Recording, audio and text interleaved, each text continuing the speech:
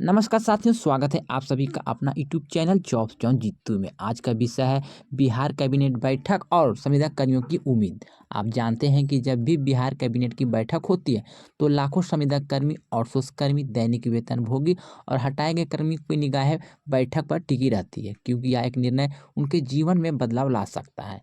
और सच कहा जाता जाता है कि इस बार फैसला थोड़ा और अलग हटके होने वाले हैं, क्योंकि यह सिर्फ एक साधारण कैबिनेट बैठक नहीं है, बल्कि चुनावी वर्ष में हो रही कैबिनेट में एक और चुनावी वर्ष का मतलब होता है सरकार पर वादों का पूरा करने का निर्णय, यानी उस पर दबाव, जनता को खुश करने की माहौल और हर विभाग के कर्मचारियों की उम्मीद की नई किरण। यानी कि ये जो बैठक होने वाली, अहम बैठक होने वाली है, जिसमें लाखों परिवार को सीधा फायदा होंगे।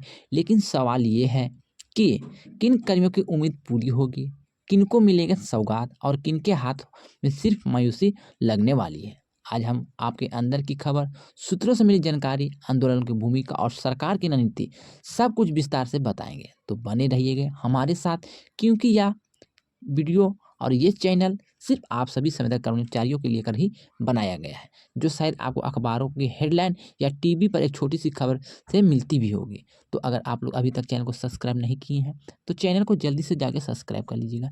वीडियो पसंद आएंगे तो वीडियो को लाइक कीजिएगा, वीडियो को शेयर कीजिएगा और साथ में बेल वाला आइकन को भी प्रेस कीजिए, जिससे कि भविष्य में कोई भी अपडेट, कोई भी जानकारी आएंगे जिसकी सूचना सबसे पहले आपको नोटिफिकेशन के माध्यम से मिल पाएंगे। तो चुनावी वर्ष है और सरकार की जो रणनीति है वो साफ साफ झलक रही है। तो दोस्तों, राजनीतिक और प्रशासन का सबसे बड़ा सच यही है कि निर्णय अक्सर चुनाव के हिसाब से लिए जाते हैं। बिहार में यह साल कोई साधारण साल नहीं है, यह चुनावी साल है। आचार संहिता लागू होने से पहले सरकार जितनी भी घोषणाएं कर सकती है, कर देनी चाहती है, क्योंकि आचार संहिता लगते ही सरकार के हाथ बंध जाती है। ऐसे में कैबिनेट बैठक की सबसे बड़ा प्लेटफॉर्म है, जहां एक साथ कई विभागों का मुद्दा फैसला लिया जा सकता है। संविदा कर्मियों का सवाल इस चुनाव में एक बड़ा मुद्दा है। 45 विभाग में फैले हुए लाखों कर्मचारियों लंबे समय से मांग कर रहे हैं कि नियमितीकरण करे, मानदेय को बढ़ाए, राजकर्मी का दर्जा दे और सेवा का समायोजन करें। और सरकार जानती है कि अगर इन मुद्दों को अनदेखा किया गया तो चुनावी नुकसान झेलना पड़ सकता है। यही कारण है कि सरकार अब कई घोषणाएं कर चुकी है, जैसे कि विकास मित्र, तालीम मरकज, शिक्षक सेवक, पंचायत सचिव, जीविका दीदी, आशा, आंगनबाड़ी कार्यकर्ता, इन सबको किसी न किसी रूप में लाभ देने का काम किया है। लेकिन अभी कई विभाग के कर्मचारी जो है कि अभी भी इंतजार कर रहे हैं, और यही इंतजार में रोज रोज गर्दनी बाग धरना स्थल तक ले जाया जाता है। तो साथियों, आंदोलन की उपस्थिति और नीति का क्या असर पड़ा?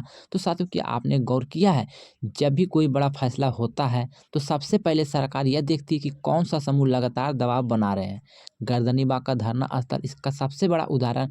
यहाँ रोज नए नए कर्मचारी संगठन आते हैं, तख्ती पलट कार्ड लेकर बैठते हैं और नारे लगाते हैं, ज्ञापन सौंपते हैं। कुछ लोग सोचते होंगे कि चलो एक दिन गए, अटेंडेंट लगा अटेंडेंट लगा आए, अब सरकार हमें मानदेय बढ़ा देगी। लेकिन यह सिर्फ दिखावा है। असल लड़ाई तो वही जीतता है जो लगातार मैदान में बना रहता है। उदाहरण के तौर पर समझिएगा कि आशा कार्यकर्ता लगातार सड़क पर उतरी, सरकार को मजबूर किया और उन्हें लास्ट में जाके मानदेय को बढ़ोतरी मिली। आंगनबाड़ी कार्यकर्ता महीनों तक प्रदर्शन करती रही, अंततः सरकार ने उसको भी मानदेय को बढ़ाया। जीविका दीदी के देखिए तो जबरदस्त एकजुटता दिखाई और उनका मुद्दा विधानसभा तक गूंजा। यही यानी कि सरकार उन्हीं की सुनती है जिनकी आवाज़ दबाकर भी अनसुनी नहीं की जा सकती। इसलिए आने वाले फैसले भी उसी आधार पर होंगे, कौन सा समूह लगातार दबाव बना रहे हैं और किन किन को यहाँ पे फ़ायदा मिलने वाले हैं, किन को मिलने वाला है खुशखबरी।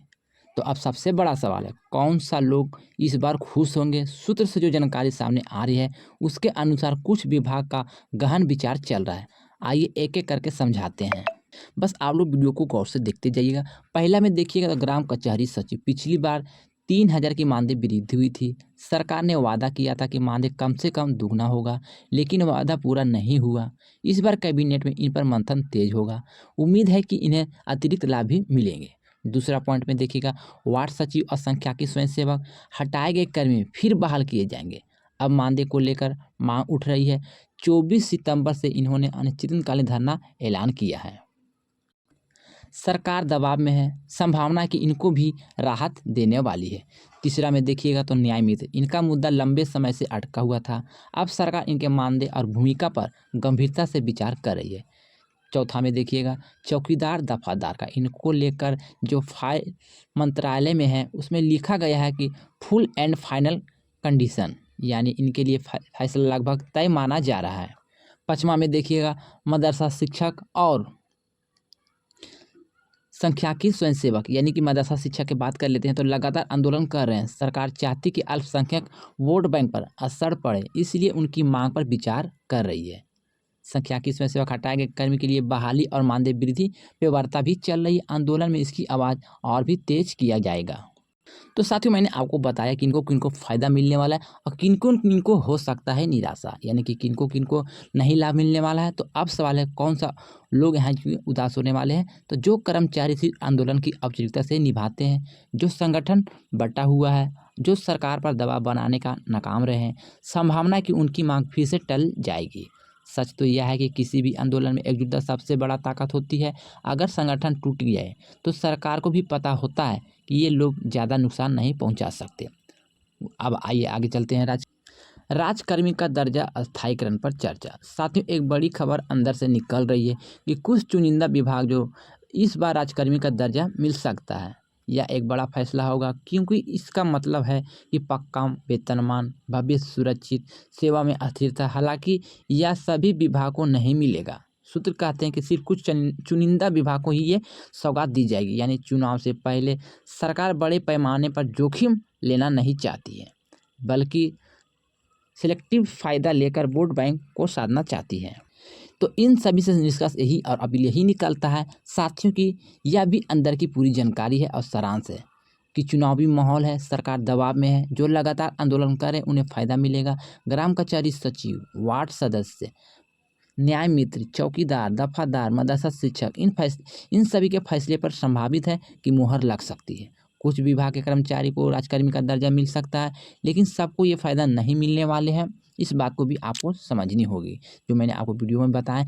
इसलिए अगर आप चाहते हैं कि आपकी आवाज़ सुने, अवधारणा, आंदोलन, एकजुटता यही आपके एक हथियार है, तो आप लोग अभी भी एक समय आएगा जो आपका भी सरकार सुनने को मजबूर हो जाएंगे। तो उम्मीद है कि आपको यह विस्तृत जानकारी समझ में आई होगी। कैबिनेट बैठक से जुड़े हर अपडेट को हम आप तक पहुंचाते रहेंगे। आपकी राय हमारे लिए बहुत ही महत्वपूर्ण है। कमेंट में लिखिए कि आप किस विभाग से हैं, आपकी सबसे बड़ी मांग क्या है। मिलते हैं नई वीडियो में नई अपडेट के साथ, लेकिन उससे पहले आपसे छोटी सी रिक्वेस्ट भी करना चाहते हैं कि अभी तक चैनल को सब्सक्राइब नहीं किए हैं तो कृपया करके चैनल को सब्सक्राइब कर लीजिएगा और साथ में बेल आइकन को प्रेस कर दीजिए, जिससे कि भविष्य में कोई भी अपडेट, कोई भी जानकारी आएंगे जिसकी जानकारी सबसे पहले आपको टाइम पर मिल सकेंगे। तो मिलते हैं नए वीडियो में नए अपडेट के साथ। जब तक के लिए goodbye, thanks for watching.